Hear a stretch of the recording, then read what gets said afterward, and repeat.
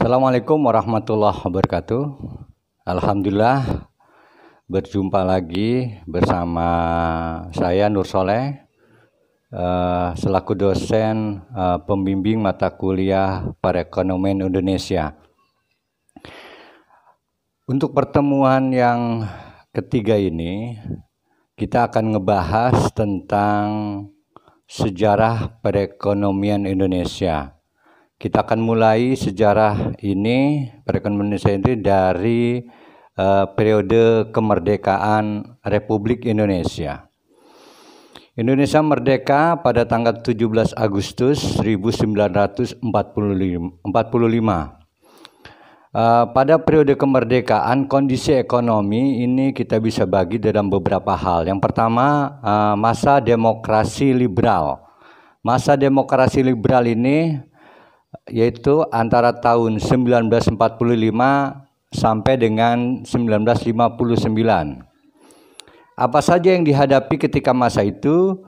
Ada beberapa masalah yang dihadapi tahun 1945 sampai tahun 1950. Pertama, kondisi masyarakat atau kondisi sarana dan prasarana Indonesia sangat rusak sehingga prasarana ekonomi pun rusak parah akibat perang.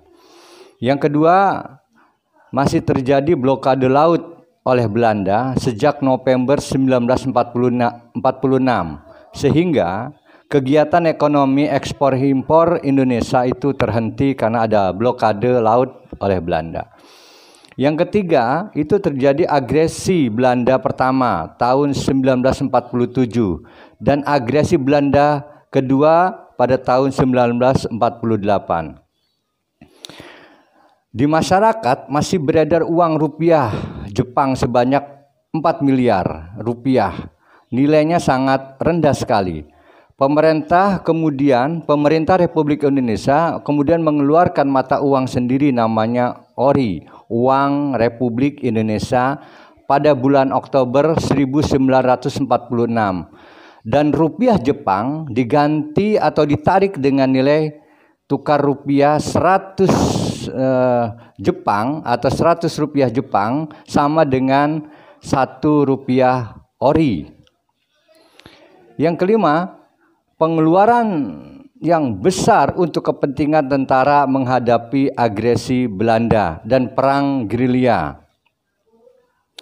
Masalah-masalah yang dihadapi pada tahun 1951 sampai 1959. Yang pertama, silih bergantinya kabinet karena pergolakan politik di dalam negeri yang belum stabil. Yang kedua, defisit APBN yang terus meningkat yang ditutup dengan mencetak uang baru. Setiap defisit anggaran oleh pemerintah Soekarno mencetak uang baru. Sehingga tingkat produksi merosot sampai 60% tahun 1952 dan merosot lagi 80% tahun 1953 dibandingkan produksi tahun 1938. Yang keempat, jumlah uang beredar meningkat dari 18,9 miliar pada tahun 1957 menjadi 29,9 miliar pada tahun 1958. Sehingga pada waktu itu kondisi Indonesia inflasi mencapai 50%. Ketegangan dengan Belanda akibat masalah Irian Barat menyebabkan pengambil alihan beberapa perusahaan-perusahaan asing itu Barat. Sementara itu di daerah-daerah terjadi pergolakan mengarah disintegrasi seperti Dewan Banteng, Permesta, PRRI dan seterusnya. Selama periode 1949 hingga 1956, struktur ekonomi Indonesia masih meninggalkan zaman kolonialisme. Sektor formal atau modern seperti pertambangan, distribusi, transportasi, bank, dan pertanian komersial yang memiliki kontribusi besar daripada sektor informal atau tradisional terdapat output nasional didominasi oleh perusahaan-perusahaan asing yang kebanyakan berorientasi ekspor komoditi. Kemudian ada beberapa rencana yang dilakukan oleh pemerintah Republik Indonesia pada waktu itu. Rencananya yang pertama itu rencana dari Panitia Siasat Pembangunan Ekonomi yang diketuai oleh Muhammad Hatta. Itu pada tahun 1947.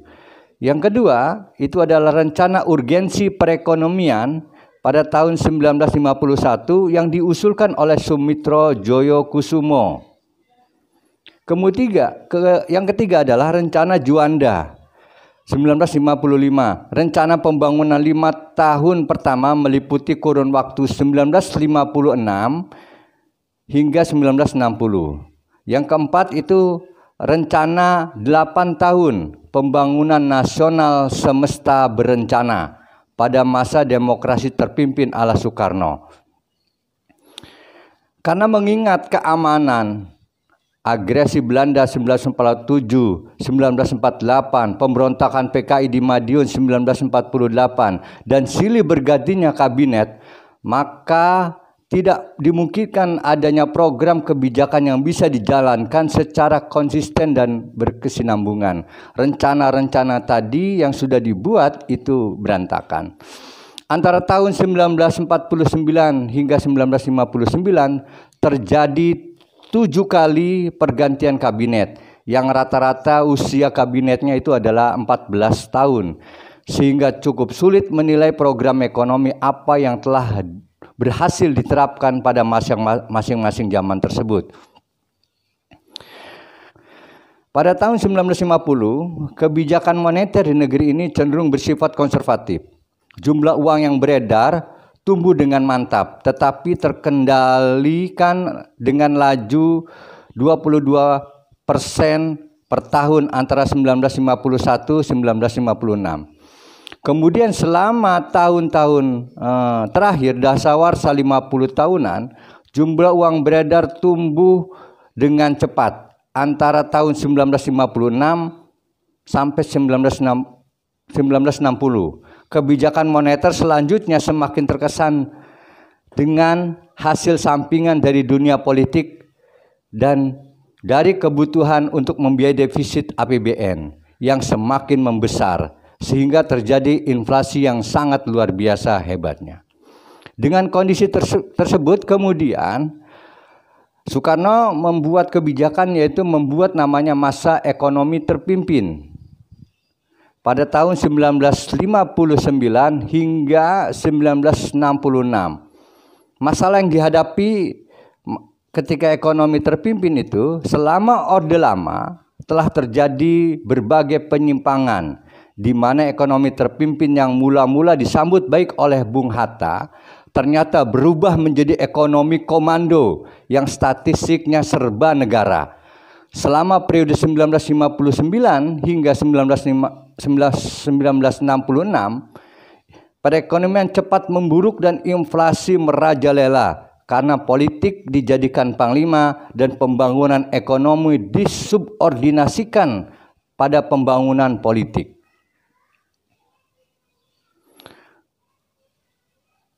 Selama tahun 60-an, sumber penciptaan uang oleh sektor pemerintah menyebabkan terpentingnya dari naiknya jumlah uang yang beredar. Pada tahun 60-an tersebut, Indonesia kurang uang, peredaran uang itu mencetak uang. Hingga pada tahun 1960, cadangan devisa yang sangat rendah mengakibatkan timbulnya kekurangan bahan mentah dan suku cadang yang masih harus diimpor. Dan diperkirakan pada tahun 1966, sektor industri hanya bekerja 30% dari kapasitas yang ada.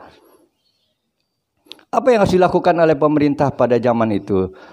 Yaitu membuat rencana dan kebijakan. Yang pertama rencananya adalah Pembangunan Nasional Semesta Berencana PNSB pada tahun 1961 hingga 1969.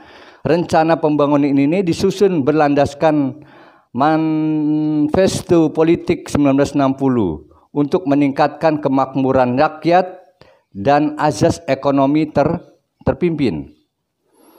Faktor yang menghambat kelemahan rencana tersebut antara lain, rencana itu tidak mengikuti kaidah-kaidah ekonomi yang lazim. Yang kedua, defisit yang terus meningkat mengakibatkan hiperinflasi hingga 680%. Kondisi ekonomi politik saat itu dari dunia luar barat Indonesia sudah terkucilkan karena sikap yang konfrontatif, sementara di dalam negeri pemerintah selalu mendapatkan rongrongan dari golongan kekuatan politik kontra revolusi. Beberapa kebijakan ekonomi dan keuangan pada waktu itu adalah: satu, dengan keputusan Menteri Keuangan nomor 1/M/61 tanggal 6 Januari 1961, Bank Indonesia dilarang menerbitkan laporan keuangan atau statistik keuangan, termasuk analisis dan perkembangan ekonomi Indonesia. Ini bahaya. Yang kedua, pada tanggal 28 Maret 1963, Presiden Soekarno memproklamirkan berlakunya deklarasi ekonomi pada tanggal 22 Mei 1963. Pemerintah menetapkan berbagai peraturan negara di bidang perdagangan dan kepegawaian yang sangat ketat. Pokok perhatian diberikan pada aspek perbankan, namun nampaknya perhatian ini diberikan dalam rangka penguasaan wewenang mengelola moneter di tangan penguasa.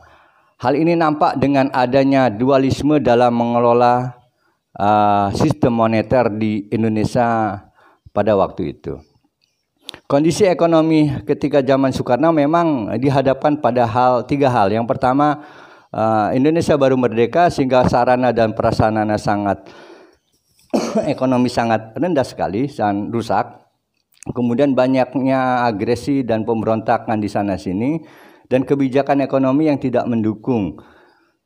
Jika perputaran uang itu kurang, maka Indonesia melakukan mencetak uang, sehingga perbandingan antara barang yang diproduksi dengan perputaran uang sangat berbeda, sehingga uang begitu cepat berputar sedangkan barang kebutuhan masyarakat sangat kurang, sehingga terjadi inflasi yang sangat luar biasa. Demikian materi kali ini. Nanti kita akan lanjutkan sejarah ekonomi ketika di masa Orde Baru zaman Soeharto. Terima kasih. Assalamualaikum warahmatullahi wabarakatuh.